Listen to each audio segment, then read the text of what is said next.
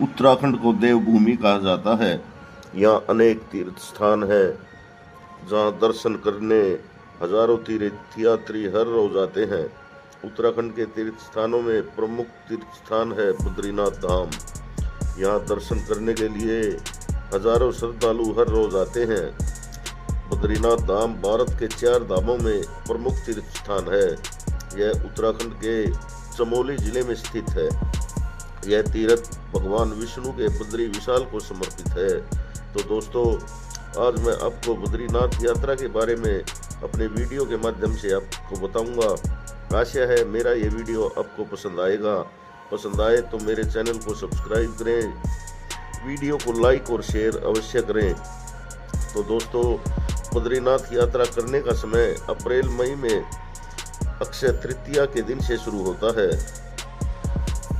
और नवंबर में भैया दूज के दिन मंदिर के कपाट बंद हो जाने के कारण यात्रा भी बंद हो जाती है।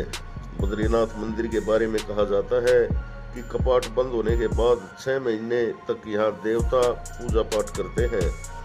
बर्फबारी के कारण यहाँ रास्ते भी बंद हो जाते हैं। यहाँ पास ही माणा गांव है, उस गांव के निवासी भी नीचे की तरफ आ जाते हैं और यात्रा शुरू होने के बाद ही वापस घर आते हैं।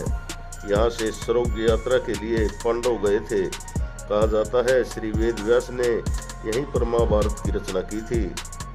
यहाँ माणा गांव के पास वसुधारा नाम का झरना है, जिसके बारे में कहा जाता है कि इसका जल उसी पर गिरता है जिसने बुरा कर्म न किया हो।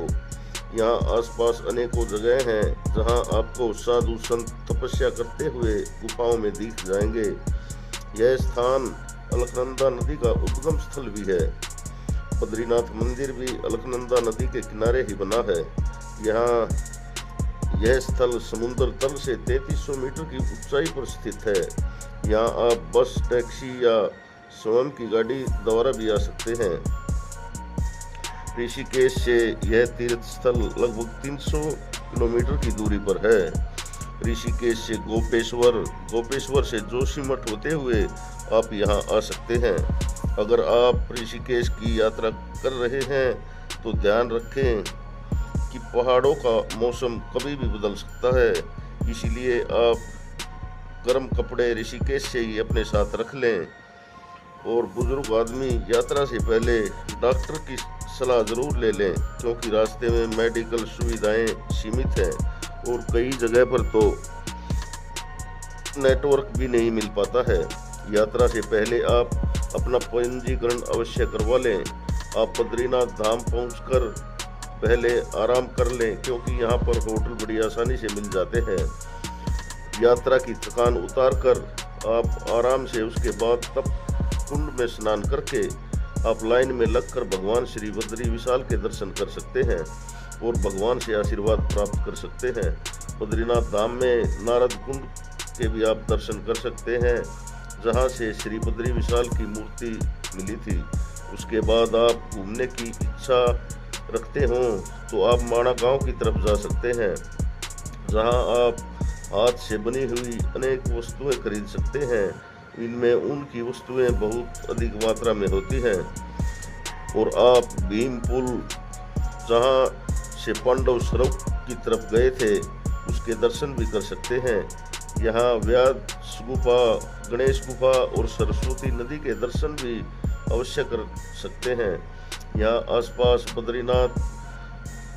आसपास के बड़े ही मनोरम दृश्य दिखाई देते हैं, क्योंकि पास में ही झरने, नदी और पर्वतों की चोटियां दिखाई देती हैं। कथाओं के अनुसार मंदिर को मूल रूप से शंकराचार्य द्वारा स्थापित किया गया था और बाद में कई बार इसका जीर्णोद्धार भी किया गया है। बद्रीनाथ धाम पंच बद्रियों में से एक है। 4 अन्य हैं: योग ध्यान बद्री, भविष्य बद्री और व्रत बद्री और आदि बद्री। बद्रीनाथ क्षेत्र को हिंदू धर्म ग्रंथों में बद्रिकाश्रम के नाम से जाना जाता है। भगवान विष्णु के लिए यह पवित्र स्थान है। खासकर विष्णु के नर नारायण अवतार के रूप बारे में कहा जाता है। जब नर और नारायण पर्वत आपस में मिल जाएंगे तो यहाँ का रास्ता बंद हो जाएगा और भगवान बद्रीनाथ की पूजा भविष्य बद्री में होगी। तो दोस्तों, बद्रीनाथ धाम की यात्रा शुरू हो चुकी है।